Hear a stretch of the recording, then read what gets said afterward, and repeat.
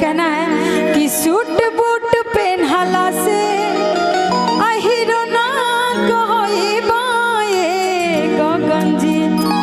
क्या कहना है भैया? आप वीडियो नहीं बनाइए, आप थोड़ा इधर आइएगा।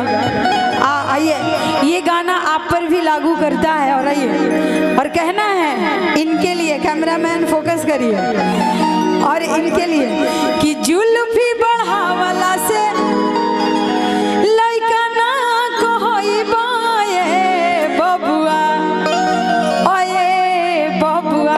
ना कहना है का कहई बा? शादी हो गई आपकी? हाँ भैया की शादी हो गई? अभी नहीं हुई है? अच्छा, ये दुल्हन अभी होने वाली है, हो गई है। तो कहना इनको ही, अब मैं हर मऊ के कहई बाए बबुआ, कि सूट बूट पहनला से हीरो ना कहई बाए बबुआ, सूट बूट पहनला से हीरो ना कहई बाए।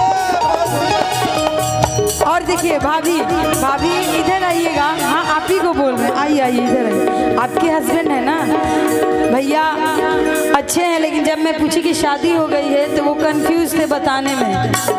ये चीज़ सुनिए, ये चीज़ उनसे घर जाके सवाल करिएगा, क्योंकि ये जो वीडियो है, ये वीडियो YouTube पे पड़ा रहेगा। और कुंदन भैया का और अर्चना भाभी का जो एनिवर्सरी का है, आप लोग YouTube के माध्यम से भी देख सकते हैं। और कहना, हाय देखिए, आप देखिए ये बॉडी दिखा रहे हैं, तो इन पर भी एक और गाना लागू करता है।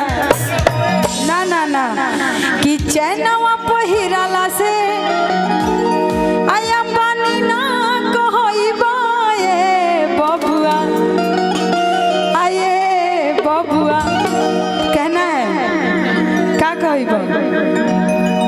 तू तलफुए कहई बाए बबुआ, तू तलफुए कहई बाए बबुआ, तू तलफुए कहई बाए बबुआ, तू तलफुए कहई बाए बबुआ। पठान सूट पहनला से हीरो ना कहई बाए बबुआ, पठान सूट पहनला से हीरो ना कहई बाए। अब इस भैया को थोड़ा सा हाइड करते। भैया आप आ जाइएगा। अच्छा आइए। अरे चाचा कहो तो खिसिया जाइए। हाँ, और देखिएगा ये भैया का डांस बहुत जबरदस्त है ना भाई? ताल कहीं और बा, एंकर ताल कहीं और बा। और कहना है कि तलिया बजावला से डांस न कहई बाए बबुआ, तलिया बजावला से डांस न कहई बाए बबुआ, आए बबुआ। तो देखो का कहई बा, तू नचनिए कहई बाए, तू नचनिए कहई बाए बबुआ, तू नचनिए कहई बाए बबुआ, तू नचनिए कहई बाए बबुआ, तू नचनिए कहई बाए बबुआ, तू नचनिए कहई बाए बबुआ, नचनिए कहई बाए बबुआ। बहुत सुंदर लगा। हम तो सोचत रहे कि जागरण में खाली आई।